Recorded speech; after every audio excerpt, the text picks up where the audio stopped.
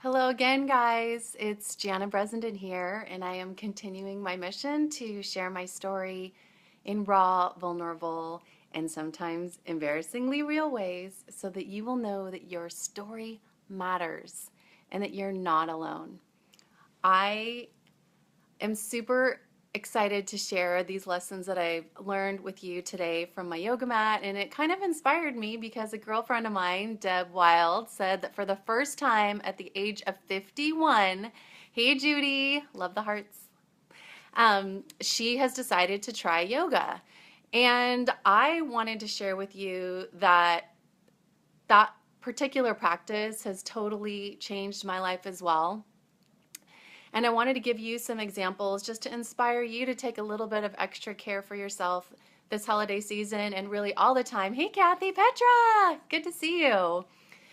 Really take care of yourself all the time, because when you are feeling good, when you're feeling happy, when you're feeling loved, what you get to share with other people is happy and good and love. And so every time you take care of yourself, you're actually taking care of the whole wide world. So um, last year, I had an incredibly challenging winter. I really decided to take on too many projects at once. You know, for a long time, because I was a single mom and because I was a widow, people didn't really expect me to do very much as far as entertaining or hospitality, because they were really focused on taking care of me. And that was amazing and wonderful. But really, last year was the year I decided it's really my time to give back. And I want to be exercising these muscles again because I have a lot to give. And so I decided to host Thanksgiving at my house. And then something had happened in the neighborhood. I hadn't hosted our annual neighborhood gathering for a few years. So I decided to do that, which was, just a little dinner for 50 at my house. And then the Christmas plans for my in-laws fell through. So I ended up hosting a little gathering for 60 a few days later for Christmas Eve. And on top of that, I was working my regular job. I had taken a second job because I ultimately wanted to transition my business online. And I was also taking like a graduate level course for ABA, which was the job that I had before. So I had a million things on my plate and I was drowning. I felt like that was the first holiday in many, many years where I couldn't really enjoy myself. I usually feel like the holidays are the time to love people, they're the time to enjoy friends and family, and all of a sudden I had gotten on this runaway train and there was no joy in my holiday because I was so stressed trying to do and to make things special for other people and to cook and clean and all the other things that go into, really serving and loving people in this way.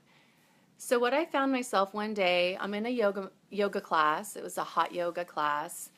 And I don't know if any of you guys have ever been in one of those. It can be really intimidating. Like people in perfectly matched workout gear that just seem to know exactly what they're doing.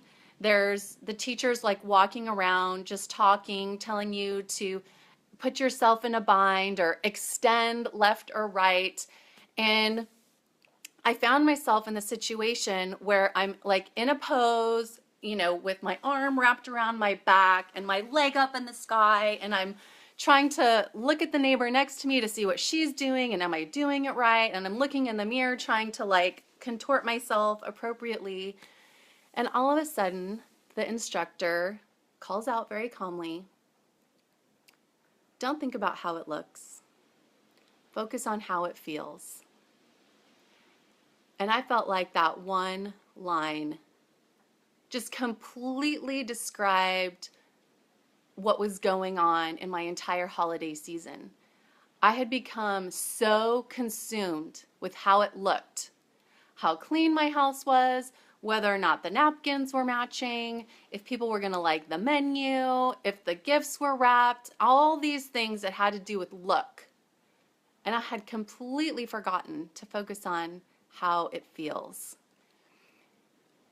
And that really changed everything. I was able to let go of any extra expectation that I had on myself and just think, People don't come over here to see if I have matching napkins. They come here to feel warm, to feel loved, to celebrate. And I hope that that lesson helps you as you go into your life, that it doesn't matter how things look. What matters is how you feel. Are you feeling joy? Are you feeling health? Are you feeling happy? Then that's the only thing that matters. It doesn't matter how it looks. The second lesson that I want to share with you from the yoga mat is that constantly we are being encouraged to breathe. And if you just, no matter what's going on, no matter how crazy life is, no matter who just offended you or hurt you or broke your heart, if you're worried about the future or what's going to happen tomorrow, if you can just take a moment and close your eyes and breathe, you're going to be okay. In that one moment, you have everything that you need. Hey, thank you, Sarah. You have everything that you need. If you really just stop and breathe, you're going to be okay. The past is the past. The future is just your imagination. The only thing you have is here and now. And the practice of yoga helps you to remember and to practice that reality. And the third lesson that has been transformative for me is to smile. One time I was in a class and I was trying to do some fancy balancing move. I don't even know what it was called, but as I'm looking in the mirror and I'm like gritting my teeth and trying to like hold the position, the instructor reminded me to smile.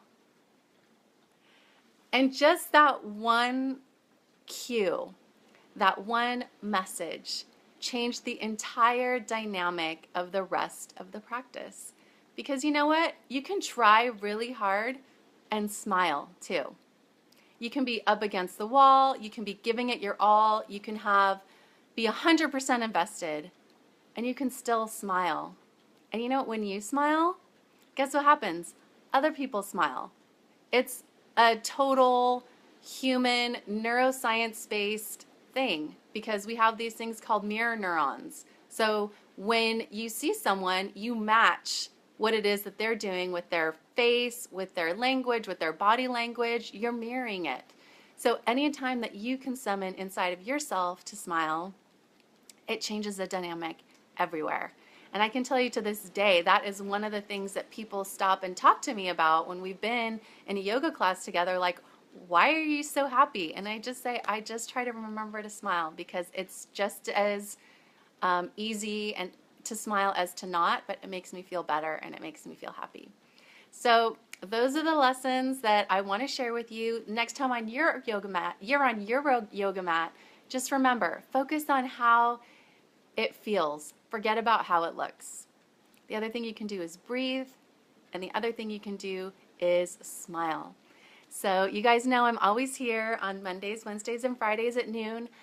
The most important reason I do this is so that I can hear your stories. And just yesterday I got a message from someone, and the way that she put it is, I'm a broken heart in hiding. And so next week I really want to talk a lot about that. Aren't we all just broken hearts in hiding?